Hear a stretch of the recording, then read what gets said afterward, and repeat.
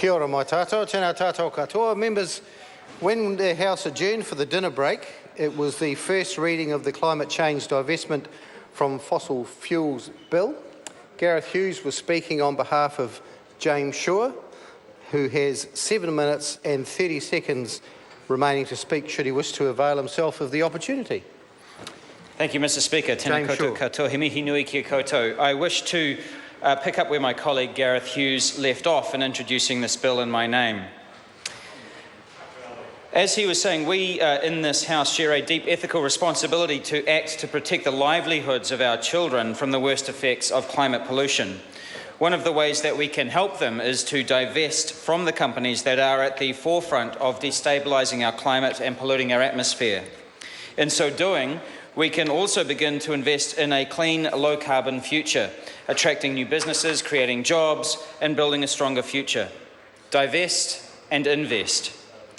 Our publicly managed funds, the New Zealand Superannuation Fund, the ACC Fund and the Government Superannuation Fund are regarded already as some of the most ethical sovereign investment funds in the world.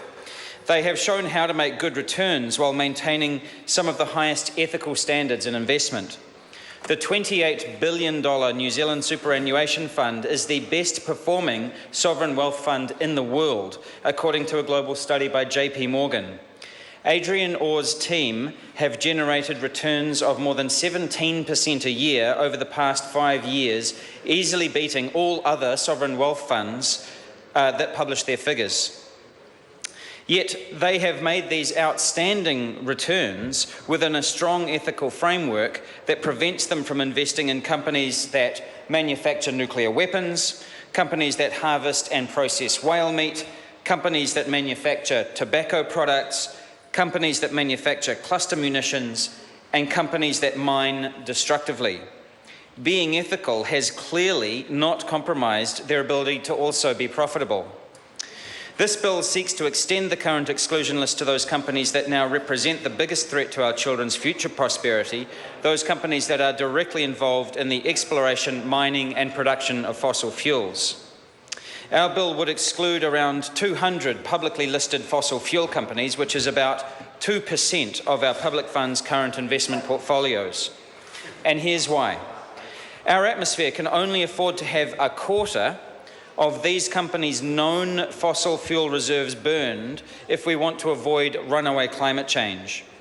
That means that at least 3/4 of all known fossil fuel reserves must stay in the ground, becoming effectively stranded if we are to have a safe, secure climate. This bill draws a line in the sand for fossil fuel investment, and it will direct our public fund managers to divest within 5 years. The 5-year time horizon empowers our fund managers to divest in a sensible and disciplined fashion. I expect that they will start with the highest risk thermal coal companies, which represent the biggest risk to climate stability, but also to clean air and clean water. The New Zealand Superannuation Fund is actively already moving towards full carbon disclosure and reporting, but the ACC Fund appears to have done little to acknowledge climate change and manage the significant investment risk it faces from its exposure to the carbon bubble. This bill will deliver greater consistency of risk management across our public funds. Capital freed up from divestment can flow into developing the clean energy alternatives that we need to prosper and to thrive. This is already happening. The Superannuation Fund's commitment to invest $540 million in clean energy is its clearest signal yet that they are taking climate change seriously.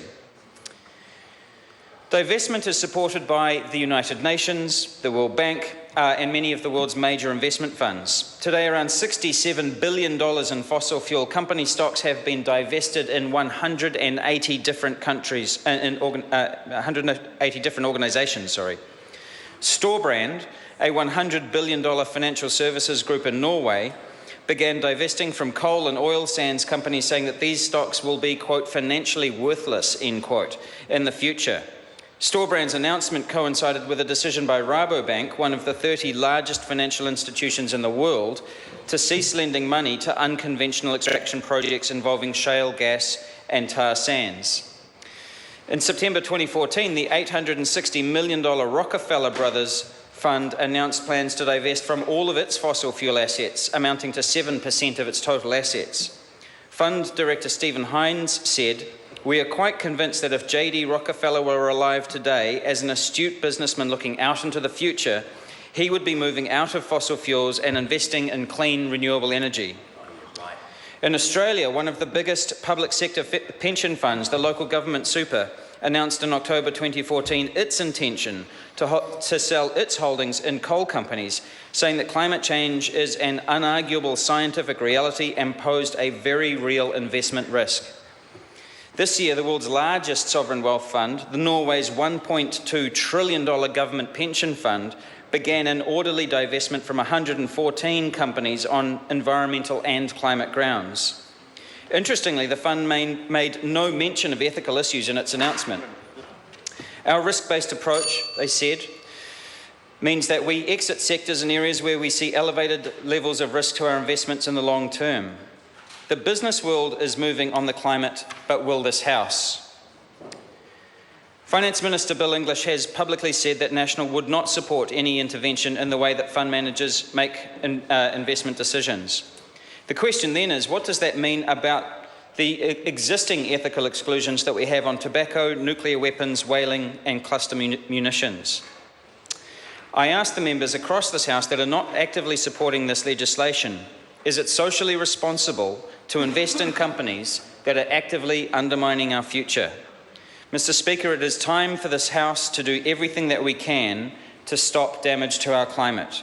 Supporting this bill is one small but positive step in this direction. Thank you, Mr. Speaker. Call David Bennett. Thank you, Mr. Speaker.